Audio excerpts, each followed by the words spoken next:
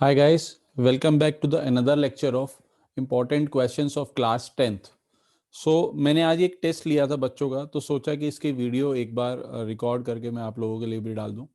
तो question number 1 था, if the distance of P coordinates हैं P X Y, just a moment, हाँ, P X Y from A and B are equal, यानी कि यहाँ पर एक कोऑर्डिनेट है पी, यहाँ पर एक कोऑर्डिनेट है ए और यहाँ पर एक कोऑर्डिनेट है बी। कह रहे पी का डिस्टेंस ए से और बी से इक्वल है यानी कि हमारे पास ये है कि डिस्टेंस ये हमारा बराबर है। Then we have what we have, हमें मालूम है कि P A equals to P B है हमारे पास, P A equals to P B.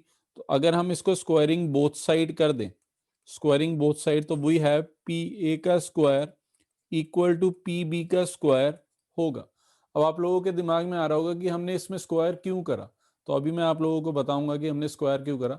But इससे पहले ये जो हमारा डायग्राम है, इसमें हम इसके कोऑर्डिनेट्स डाल देते हैं। तो p के कोऑर्डिनेट से x, y और a के कोऑर्डिनेट से 5, 1 और इसके कोऑर्डिनेट से -1, 5। तो अगर हम पी ए निकालें तो p a is under root हो जाएगा P A x1 y1 x2 y2। तो हमारा फॉर्मूला होता है x2 माइनस x1 यानी कि 5 माइनस x का होल स्क्वायर प्लस, और ये आ जाएगा 1 माइनस वाई का होल स्क्वायर, और पी ए का स्क्वायर बोला हुआ तो यहाँ पर इसका स्क्वायर आ जाएगा इक्वल्स टू में पी बी अगर निकालें तो ये वाले और ये वाले कोऑर्डिनेट्स हमने लेने हैं। तो हम डालेंगे -1 माइनस एक्स का whole square plus 5 minus y का होल स्क्वायर, और ये इधर पी बी का स्क्वायर बोला हुआ तो ये इधर भी स्क्वायर आ जाएगा। अब हमने स्क्वायर क्यों करा, तो आप लोगों के समझ में आ गया होगा कि इस स्क्वायर से ये अंडर रूट कैंसिल हो जाएगा, स्क्वायर से ये अंडर रूट कैंसिल हो जाएगा। अब हम यहाँ पर फॉर्मूला लगा देते हैं, ए का स्क्वायर 25 प्लस बी का square x square minus 2ab, तो माइनस 10x प्लस ए का square is 1 plus y square minus 2y, सिर्फ a माइनस बी के होल स्क्वायर का फॉर्मूला है। अब इस वाले नंबर को आप लोग ध्यान से देखो, इस वाले नंबर को, तो इस वाले नंबर में अगर मैं यहाँ पर माइनस कॉमन ले लूँ तो 1 प्लस एक्स का होल स्क्वायर हो जाएगा, और माइनस का स्क्वायर तो प्लस हो जाएगा और 1 प्लस एक्स का whole square as it is रह जाएगा। यानी कि मेरे को a प्लस बी के होल स्क्वायर का फॉर्मूला लगाना है।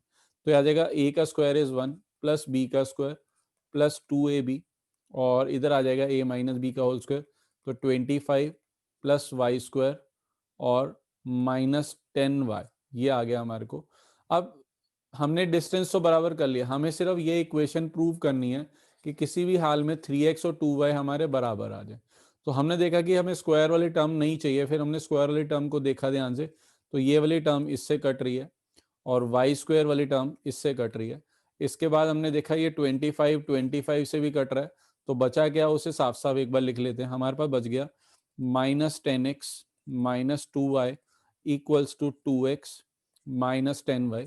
वाई वालों को इकट्ठा कर लेते हैं, तो ये इधर ही रखा, तो -2y, ये 10y इधर आकर प्लस का हो गया 2x, और ये 10x उधर आकर के प्लस का हो जाएगा,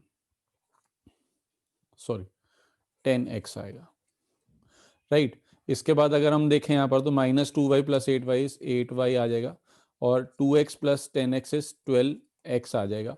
तो इधर अगर हम 4 से काट दें तो 4 2 द 8, 4 3 द 8, तो 2y इक्वल टू 3x, या और इसको हम लिख सकते हैं 3x इक्वल टू 2y। तो यही चीज़ हमने प्रूव करनी थी कि 3x और 2y इक्वल है, तो वो चीज़ हमारी यहाँ पर आ गई।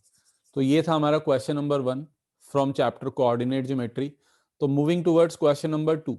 क्वेश्चन नंबर 2 क्या कहता है, क्वेश्चन नंबर 2 कह रहा है कि if the points this a b and c are collinear, collinear, तो इसमें एक वर्ड यूज हुआ कोलिनियर, पहले आप कोलिनियर समझ लो, बाकी का क्वेश्चन हम बाद में पढ़ेंगे। कोलिनियर का मतलब होता है कि मोर देन 2 पॉइंट्स अगर एक ही लाइन में एग्जिस्ट करते हैं तो हम उसे कोलिनियर कहते हैं। लेकिन अगर पॉइंट ऐसे आ जाएं ए बी और सी, तो हम देख रहे हैं कि ये पॉइंट जो है एक ही लाइन में नहीं आ रहे, तो these are non collinear, non या नॉट कोलिनियर लिख देते हैं, और दीज पॉइंट्स आर कोलिनियर, कि वो एक ही स्ट्रेट लाइन में आ रहे हैं। तो कोलिनियरिटी की कंडीशन अगर हम देखें तो इसमें होती है हमारी, अगर इस लाइन को अगर हम देखें तो A B plus B C equal to A C होता है, ठीक है। और ये तो नॉन कोलिनियर है तो इसकी कोई कंडीशन होगी नहीं। लेकिन एक चीज और होती है कि ये कोलिनियरिटी है तो इसके अंदर हमारा area of triangle will be equals to 0 होगा। कोलिनियरिटी की एक ये कंडीशन होती है और एक ये कंडीशन होती है, तो using both the condition you can solve these questions. But आप ये कंडीशन लो, ये वाली लो, तो आपको ज्यादा कम कैलकुलेशन करनी पड़ेगी और आपका क्वेश्चन इजीली हो जाएगा। एरिया ऑफ ट्रायंगल का फॉर्मूला होता है आपका half of modulus x1 y2 minus y3 plus x2 y3 minus y1 plus x3 y1 minus y2 mod bracket या absolute value close equal to 0। तो ये जो हाफ है उधर जाकर के 0 हो जाएगा, 0 के साथ चला जाएगा। तो अब हम बाकी का क्वेश्चन करते हैं। But x1 x2 y1 y2 ये हैं कहाँ पर हमारे, तो हमारे ए बी सी हमें कोऑर्डिनेट दे रखे हैं तो हम इनको यूज करते हैं। ये हमारा x1 y1 x2 y2 x3 और y3 है। तो हम यहाँ पर वैल्यूज डालते हैं। ये हाफ अब लिखने की जरूरत नहीं है, उधर जाकर के खत्म हो गया। एब्सोल्यूट वैल्यू की भी जरूरत, ब्रैकेट की भी जरूरत नहीं, हम डायरेक्टली अब कर लेंगे क्वेश्चन, क्योंकि एरिया ऑफ ट्राइंगल तो है नहीं तो इसलिए एब्सोल्यूट वैल्यू की भी हमें जरूरत नहीं है। तो हमने यहाँ पर लिखा x1 की वैल्यू है हमारी -1, y2 की वैल्यू c और माइनस माइनस 1 हो जाएगा तो c प्लस 1 आ जाएगा, प्लस x2 की वैल्यू इज b और y3 की वैल्यू इज -1 और y1 की वैल्यू इज -4, तो माइनस माइनस कट के प्लस का 4 आ जाएगा, प्लस x3 की वैल्यू इज 5 और y1 की वैल्यू इज -4 और y2 की वैल्यू इज c, तो -c इक्वल्स टू 0 हो जाएगा। ब्रैकेट ओपन करी तो -c और -1 और प्लस ये करोगे आप तो ये सॉल्व करोगे तो प्लस का 3 आ जाएगा, तो आप इसको 3 भी लिख सकते हो। इसको सॉल्व करा तो माइनस का 20 और माइनस का 5c इक्वल टू 0 आ गया। क्लोज सॉल्व करें इसे हम आगे तो माइनस का 1 और -20 इज -21, माइनस का c और माइनस का 5c इज -6c और प्लस का 3b भी रह गया इक्वल्स टू 0। तो हम इसको लिख सकते हैं 3b -6c इक्वल टू 21 को उधर भेज दिया। तो मेरे को यहाँ पर 3 से डिविजिबिलिटी लग रही है, डिवाइडिंग बाय 3 बोथ साइड, तो b -2c इक्वल टू 7। तो ये मेरी पहली इक्वेशन आ गई। अब दूसरी इक्वेशन उन्होंने मेरे को दे रखी थी कि 2b plus c equal to 4 है। If 2b plus c equal to 4 है, ये मेरी सेकंड इक्वेशन है। अब मेरे को सॉल्व करना है तो using linear equation in 2 variable वाला कॉन्सेप्ट क्या कहता है कि इस इक्वेशन को इससे 2 से मल्टीप्लाई करा और हमने माइनस कर दिया दूसरी वाली इक्वेशन, तो 2b minus 4c equal to 14 और 2b plus c equal to 4 था, हमने माइनस करा तो इनके साइन चेंज हो गए। तो सॉरी ये वाली लाइन नहीं कटेगी हमारी, हाँ 2b प्लस सी, ये माइनस का साइन तो ये कट गया, तो माइनस इंटू -4c और -c is -5c equal to 10 आ गया। तो c की वैल्यू आ गई बेटा -2, c की वैल्यू विल बिकम -2। तो जैसे ही आपकी c की वैल्यू आ गई तो आप कोई भी इक्वेशन उठा लो इसमें से या इसमें से और आप वहां पर c की वैल्यू रख दो। तो मैंने यही वाली वैल्यू उठा ली, तो b -2c इक्वल टू 7 है, तो b -2 इंटू -2 इक्वल टू 7, तो b प्लस 4 इक्वल टू 7, तो b की वैल्यू आ गई बेटा 3। तो जैसे ही b की वैल्यू आ गई c की वैल्यू आ गई तो आप यहाँ पर मेंशन करोगे तो b equal to 3 and c equal to -2।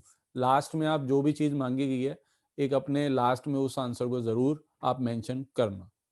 So moving towards question number 3 कह रहा है कि if a b c are the 3 vertices of a parallelogram a b c d then find the coordinates of the fourth vertex. Fourth vertex के coordinate निकालने हैं।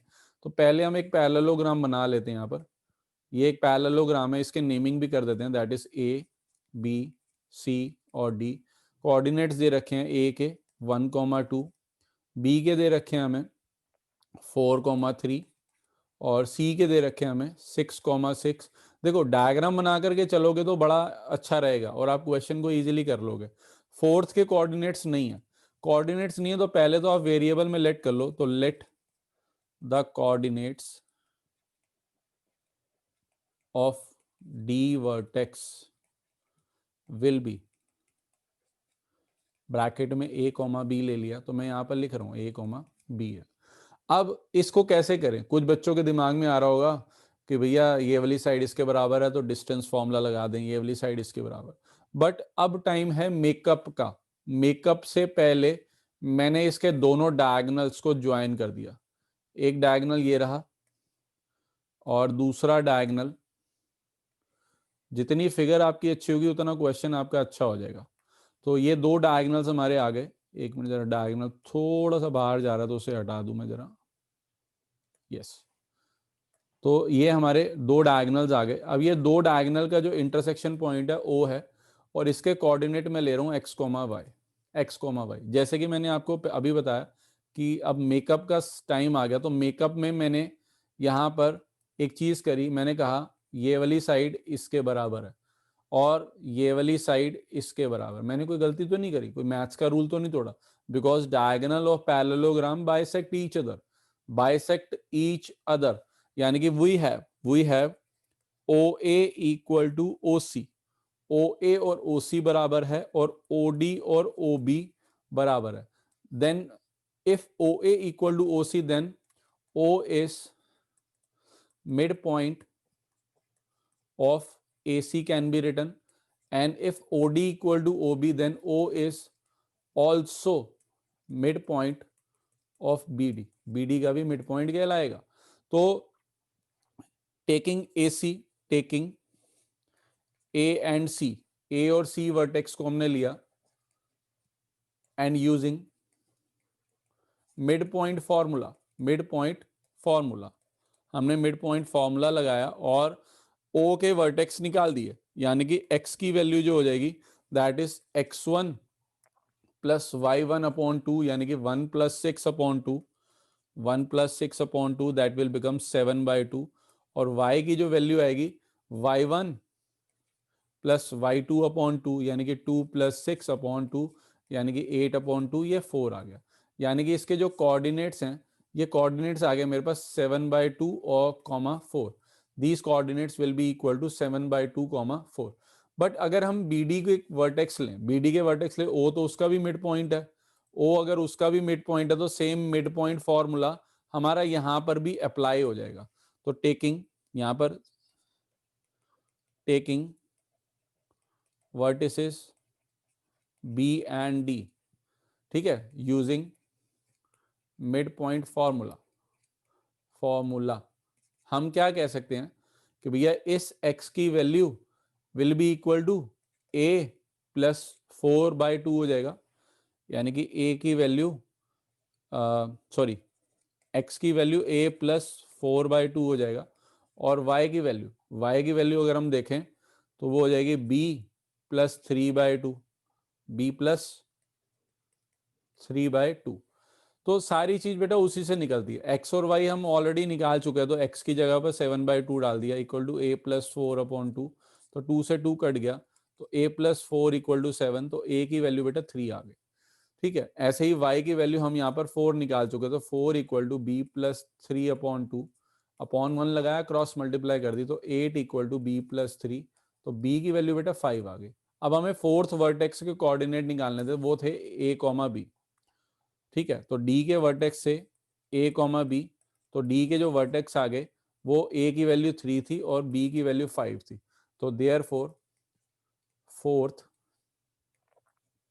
Vertex will be 3,5 answer. बेटा थोड़ा सा सिर्फ आप डायग्राम को फोकस करोगे ना, डायग्राम को जितना आप डायग्राम को फोकस करोगे उसका आप मेकअप करोगे। मेकअप इन द सेंस की जैसे मैंने यहाँ पर ये मेकअप करा, तो मेकअप आप करोगे ना तो आपको उस मेकअप से सारी चीजें पता लगने लग जाएंगी। जो बच्चे मेरे से ऑफलाइन क्लासेस लेते हैं या एट प्रेजेंट ऑनलाइन चल रही हैं, उन लोगों को मालूम है कि हमें मेकअप कैसे करना है। अगर फिर भी आप लोग चाहते हो कि इसके क्वाड्रिलेटरल्स के बेसिक्स के ऊपर भी कोई एक वीडियो बनाऊं, तो मेरे को इस वीडियो के कमेंट बॉक्स में आप लोग जरूर लिखना, मैं इसके बेसिक्स के ऊपर भी एक वीडियो जरूर डालूंगा। तो moving towards question number 4। Question number 4 बड़ा ही अच्छा क्वेश्चन है और अच्छे अच्छे बच्चे इसमें गलती कर देते हैं। क्या है, कह रहे find the 11th term from the end, बेटा ये ध्यान से पढ़ना, फ्रॉम द एंड बोला जा रहा है यहाँ पर, क्योंकि बच्चे पढ़ते नहीं है और वो 11th टर्म निकाल करके आ जाते हैं पेपर में और क्वेश्चन काटा लग जाता है। ऑफ एन एपी, एपी की 11th टर्म निकालनी है पीछे से, पीछे से यानी कि ये पहली टर्म है, इसके बाद दूसरी, ऐसे 11th टर्म निकालनी है। तो वी हैव, अगर मैं देखूं तो ए मेरा यहाँ पर 27 है और A1 मेरा 27 है, A2 मेरा, ये A1 है, ये A2 है, 23 है। तो अगर मैं D निकालना चाहूं तो D का फॉर्मूला होता है A2 माइनस A1, हम लोगों को सबको मालूम है, आगे वाली टर्म में से पीछे वाली टर्म माइनस कर दो तो मेरा D निकल जाता है। तो 23 माइनस 27 इक्वल्स टू -4। बट हमें तो D ये आगे की टर्म के अकॉर्डिंग निकल रहा है, तो पीछे की टर्म के अकॉर्डिंग निकलना है, तो हम उसे D डैश ले लेते हैं, D डैश। तो D डैश जब भी आपको निकालना है तो वो D का ऑपोजिट साइन होगा, ऑपोजिट साइन ऑफ D होगा। क्यों? क्योंकि पीछे से जब आप चलोगे तो ये आपकी, ये पहली टर्म होगी, आगे वाली दूसरी होगी, तो उसमें से ये माइनस होगा, यानी कि अगर सीधे से देखें तो आगे वाली में से पीछे वाला माइनस हो रहा है, तो साइन हमारा बदल जाता है। तो D dash equal to minus into -4, तो हमारे पास +4 आ गया। अब मेरे पास A डैश जो है पीछे वाली टर्म, दैट इज -65, या A1 डैश ले लेता हूं, पीछे से हमें चाहिए, तो मैंने पीछे से पहली टर्म भी निकाल ली और पीछे के अकॉर्डिंग मैंने सीरीज का डिफरेंस भी निकाल लिया। तो मेरे को 11th टर्म चाहिए पीछे से, तो पीछे से के लिए A11 डैश मैंने निकालनी है।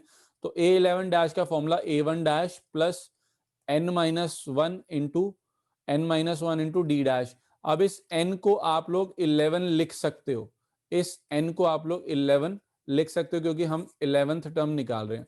तो A1 dash is -65 plus 10 into 4, हमने सॉल्व करा तो -65 प्लस 40 दैट विल बिकम -25।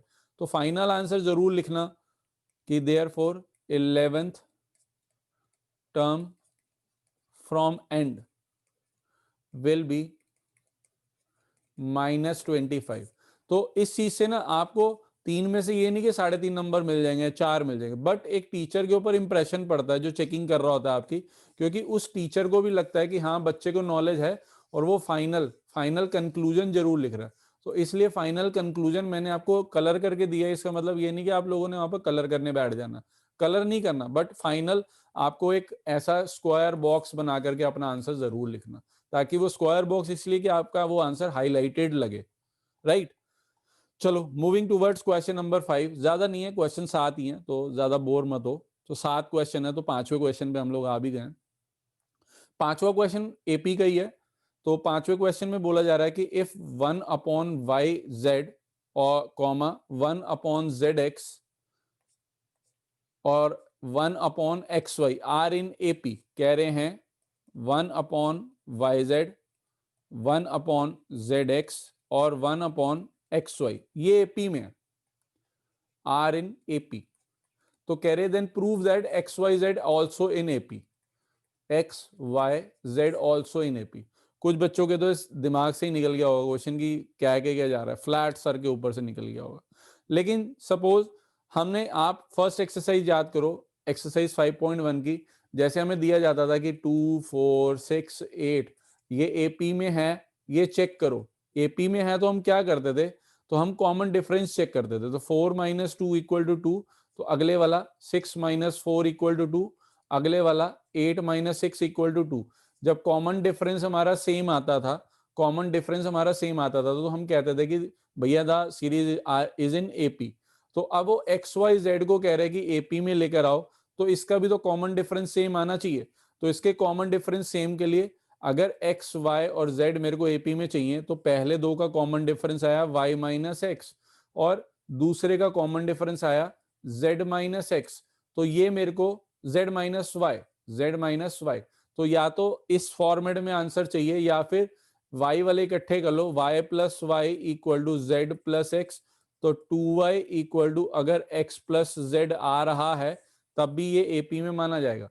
यानी कि using this we have to find this कि 2y equal to x plus z.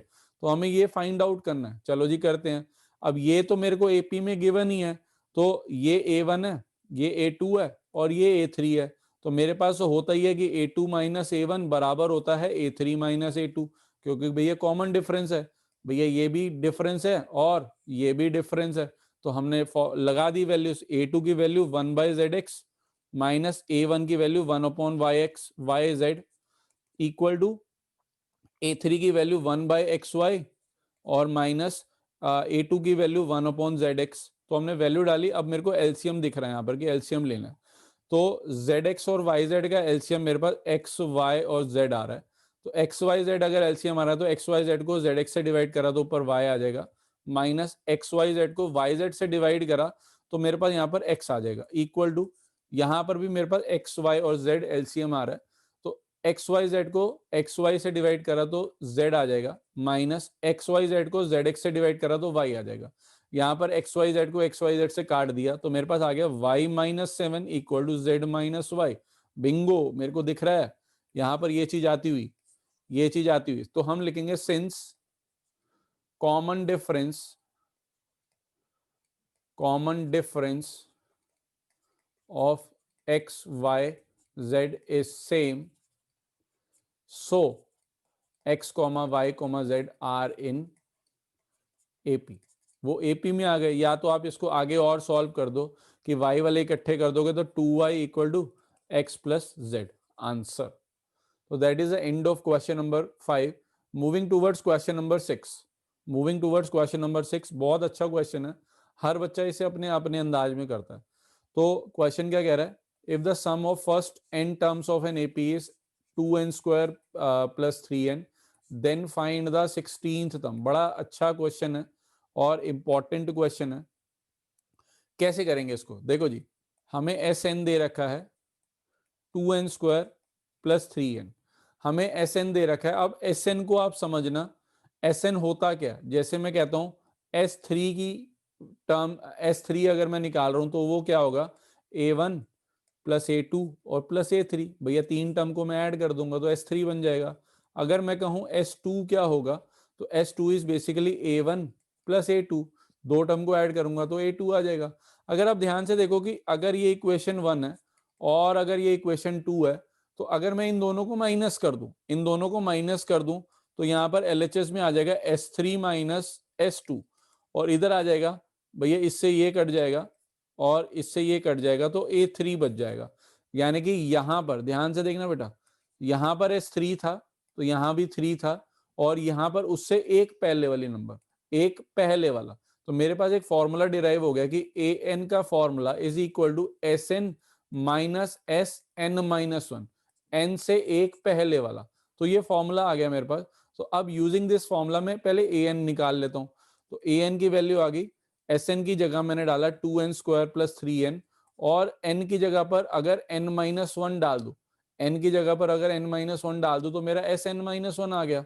तो 2 इंटू एन माइनस वन का square plus 3 into n minus one, यानी जहां जहां पर भी एस एन में n आ रहा था वहां पर n माइनस वन रिप्लेस कर दिया।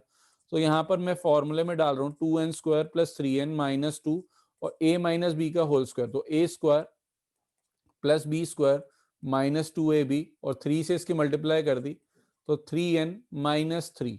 ये सॉल्व कर रहा हूं मैं अभी इसको, तो ये क्वेश्चन आ गया 2n square plus 3n minus 2n square minus 2 और plus 4n plus 3n minus 3 as it is. मैंने सिर्फ इसकी ब्रैकेट खोली है बेटा और कुछ नहीं करा। तो 2n स्क्वायर से 2n स्क्वायर कट गया तो बचा क्या, 3n प्लस 4n और प्लस 3n, ये हो गया 10n और बच गया माइनस का 3 और माइनस का 2 और माइनस का 3, दैट विल बिकम माइनस का 5। तो ये मेरा an का फॉर्मूला बन गया। अब मेरे को क्या बोला जा रहा था, फाइंड द 16th टर्म, यानी कि n की जगह पर अगर 16 रखूंगा तो मेरा आंसर निकल जाएगा। n की जगह पर 16, कुछ गलती हुई है लग रहा है मेरे को, एक बार चेक कर लेते हैं, क्रॉस वैलिडेट कर लेते हैं। यस, यहाँ पर तो ये भी माइनस का 3n आ जाएगा, प्लस 3 आ जाएगा, प्लस 3 आ जाएगा, ये माइनस का आएगा तो प्लस का 3 और माइनस का 2 इस माइनस का 1 आ जाएगा और ये आ जाएगा बेटा 3n और 3n ये कट गया और ये बच जाएगा हमारा प्लस का 4n, प्लस का 4n और +1 बच गया। अभी भी मेरे को कहीं ना कहीं कुछ गलती लग रही है, चलो करते हैं, देखते हैं। तो a 16 निकालना था, तो n की जगह पर 16 रखा था, 4 इंटू 16 +1, 4 को 16 से मल्टीप्लाई करा तो 64 +1, दैट विल बिकम 65। तो 65 is the 16th term of this AP। तो that is the end of question number 6। Moving towards question number 7, most important question है बेटा, मोस्ट इंपॉर्टेंट। अगर मैं दूं क्वेश्चन, पहले रीड कर लेते हैं। How many 3 digit numbers which are multiple of 3 और 7? ऐसे टोटल कितने नंबर हैं जो 3 और 7 से डिवाइड होते हैं? टोटल 3 और 7 जो कि ट्रिपल डिजिट नंबर जो है लाई करते हैं। तो पहला, या तो एक नंबर 3 से डिवाइड होगा या एक नंबर 7 से डिवाइड होगा। तो पहले हमने इंग्लिश में एक फॉर्मूला बनाया, total 3 digit number multiple of 3 और 7 विल बी इक्वल्स टू, या तो वो नंबर मल्टीपल ऑफ 3 होगा, मल्टीपल ऑफ 3 होगा, या वो नंबर मल्टीपल ऑफ 7 होगा। लेकिन ऐसा भी तो हो सकता है कुछ नंबर ऐसे निकलेंगे जो 3 से भी डिवाइड हो रहे हैं और 7 से भी हो रहे हैं, दोनों से हो रहे हैं। तो वो 3 के अंदर भी आ गए और 7 के अंदर भी आ गए, तो वो डबल आ गए। तो हम क्या करेंगे, ऐसे नंबर जो 3 और 7 दोनों से हो रहे होते हैं, वो नंबर कौन से होंगे? तो वो नंबर दोनों इन दोनों के एलसीएम वाले नंबर होंगे। तो हमारे पास कुछ नंबर ऐसे भी आएंगे, नंबर मल्टीपल विद इन दोनों का एलसीएम 21। तो जब भी और आए बेटा, और, तो और के केस में हम लोग प्लस कर देते हैं, यानी कि 3 के डिविजिबल या मल्टीपल वाले नंबर, डिविजिबल या मल्टीपल एक ही बात है। तो मल्टीपल वाले नंबर निकालेंगे तो या तो नंबर 3 से डिवाइड हो या 7 से हो। और कुछ नंबर ऐसे निकलेंगे जो इसके अंदर भी हैं और इसके अंदर भी हैं, बट एक्चुअल में काउंटिंग में तो एक ही बार आने चाहिए। तो वो नंबर जो होंगे वो हमारे इन दोनों के एलसीएम वाले नंबर होंगे। तो 3 और 7 का एलसीएम इज 21, तो वो नंबर हम माइनस कर देंगे, यानी कि अब मेरे पास 3 क्वेश्चन बन गए कि नंबर ऑफ मल्टीपल ऑफ 3 निकालूं, मल्टीपल नंबर 7 निकालूं और 21 वाले निकालूं, तो मेरा क्वेश्चन हो जाएगा। पहली चीज, ट्रिपल डिजिट नंबर कौन कौन से होते हैं? 100 से लेकर और 999 के बीच में होते हैं। 100 से स्टार्ट होकर 999 तक जाते हैं। तो 3 का मल्टीपल नंबर, 3 केस बन गए। तो पहला, मल्टीपल ऑफ 3 निकाल रहे हैं, मल्टीपल ऑफ 3। तो मल्टीपल ऑफ 3 कौन कौन से नंबर होंगे? पहला नंबर 102 आएगा, फिर 105 आएगा, से चलते चलते 999 तक जाएगा। इसमें ए जो है वो मेरा 102 है, डी मेरा 3 है क्योंकि 3 का मल्टीपल ही है, या आप A2 - A1 कर लो, और ए एन आपका 999 है। तो इसमें से एन हम निकाल लेते हैं। ए एन का formula A + n-1 into D. तो ए एन की जगह 999 इक्वल टू ए की वैल्यू 102 प्लस n-1 इंटू में 3 आ जाएगा। तो ये 102 इधर आकर के माइनस हुआ, तो 999 - 102 इक्वल टू n-1 इंटू 3। तो हमने माइनस कर दिया तो ये आ जाएगा 798, और ये 3 मल्टीप्लाई का इधर आकर डिवाइड हो गया, इक्वल टू n-1। काटा इसको तो 2 और 9 और 9, तो n की वैल्यू आ गई, माइनस का 1 इधर आकर प्लस हो गया, तो 300। यानी कि 3 के जो मल्टीपल्स से ट्रिपल डिजिट नंबर, ये हमारे पास 300 आ रहे हैं, 300।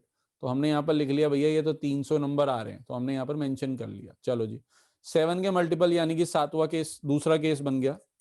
हम यहाँ पर निकाल रहे हैं multiple of 7, multiple of 7। Multiple of 7 में पहला नंबर जो आएगा हमारे पास, आप लोग जानते ही हो, 105, क्योंकि इससे नीचे 98 आ जाएगा।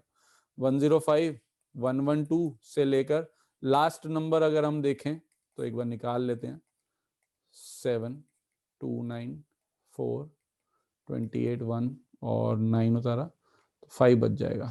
14 माइनस करा तो 5, तो 5 माइनस करा तो 994, 994 एक बार मैं चेक कर लूँ, 7, 8, हाँ 994 हमारा लास्ट नंबर होगा। तो हमारी सीरीज बन गई 105, 112 से चलते चलते 994, तो ये हमारी सीरीज बन गई। इसमें हमारा ए की वैल्यू है 105, डी की वैल्यू क्योंकि मल्टीपल ऑफ 7 था निकालने की जरूरत ही नहीं है, 107, और ए एन हमारा 994 है। अब हम आगे क्वेश्चन बढ़ाते हैं, तो ए एन में हमने वैल्यू निकाल रहे a plus n minus one into D, तो 994 इक्वल टू हमारा आ जाएगा 105 plus n minus one into 7, 105 इधर आकर के माइनस और 7 को डिवाइड में भेज दो, equal to n minus one. तो माइनस हुआ तो ये आ जाएगा 890 आ गया ना, 889 upon 7 equal to n minus one. काट दिया हमने, 7 1 7, 7 2 14, 4 कैरी 7 और 7 7 49। तो n की वैल्यू आ गई बेटा, ये माइनस वन इधर जाकर के प्लस हो गया, तो 127 प्लस 1 दैट विल बिकम 128। तो यहाँ हम वापस अपने ऊपर चलते हैं। तो पहले 3 के मल्टीपल हमारे 300 नंबर आए थे, तो 7 के मल्टीपल हमारे 128 नंबर्स आए हैं। अब अगला काम हमारा 21 के मल्टीपल्स निकालना, ट्रिपल डिजिट नंबर ऐसे जो हमारे 21 के मल्टीपल्स होंगे। तो पहला नंबर ही हमें तो सोचना पड़ेगा। तो पहला नंबर आई थिंक हमारा 105 ही आ रहा है, जो 3 से भी डिवाइड होता है और 7 से भी होता है। तो तीसरा केस हम फाइंड कर रहे हैं मल्टीपल ऑफ 21। तो पहला नंबर 105, फिर दूसरा नंबर 120 और 6, लास्ट नंबर हम देख लेते हैं एक बार क्या आएगा। 999 को 21 से डिवाइड करा, 4 द 84, 5 1 9 और 7 से अगर हम करते हैं तो 147, तो 12 बच गया, 12 इसमें से माइनस करा, तो लास्ट नंबर आ जाएगा हमारा 987। एक बार क्रॉस वैलिडेट कर लेते हैं, 987 क्या हमारा 21 से डिवाइड होता है, 4 द 84, तो 417 और 7 से करा, यस होता है। तो लास्ट नंबर इस जो हमारी सीरीज बन गई वो ये बन गई। तो ए की वैल्यू 105, डी की वैल्यू ऑब्वियस है 91 और 21 और ए एन हमारा है 987। तो using the formula of a n की वैल्यू निकाल लेते हैं। That is 987 equal to 105 plus n minus one into 21। तो 105 माइनस हो गया यहाँ से, equal to n minus one upon 21, तो माइनस करा 2 8 8 और ये 21 इधर आकर के डिवाइड हो गया, equal to n minus one. 21 1 21, 21 4 ज़ा 84, 4 कैरी 24, 21 2 ज़ा 42। तो ये माइनस का 1 इधर आकर प्लस का हो गया, तो n की वैल्यू आ गई 43। यानी कि ऐसे 43 नंबर्स हैं ट्रिपल डिजिट के जो 7 से भी डिवाइड हो रहे हैं और 3 से भी हो रहे हैं, 43 नंबर। हाँ 43। तो देयरफॉर अब हमारे पास कितने नंबर्स हैं जो 3 और 7 के उस पर डिवाइड है, या तो 3 से या 7 से, तो हम यहाँ पर मेंशन कर देते हैं therefore total 3 digit numbers which are multiple of 3 or 7 will be equal to total numbers multiple, हम या तो शॉर्ट में लिख लेते हैं, multiple of 3 plus multiple of 7 minus multiple of 21। 21 के मल्टीपल तो हमें ऊपर दिख ही रहा है 43 माइनस ये हमारा 300 आया था, प्लस 7 वाले देख लेते हैं एक बार। 7 वाले कितने आए थे, 128 आए थे। तो दीज आर 128, तो हमने प्लस कर लिया 428 माइनस 43, तो आ गया 5 और 385। तो 385 इज द आंसर। सो अगर आप मेरे वीडियोस आगे भी देखना चाहते हैं या उसकी नोटिफिकेशन पाना चाहते हैं तो आप मेरे चैनल को सब्सक्राइब करें और लाइक करें और कमेंट बॉक्स में अपने कमेंट्स ज़रूर दें कि आप मेरे वीडियोस में और क्या क्या देखना चाहते हैं। Thank you.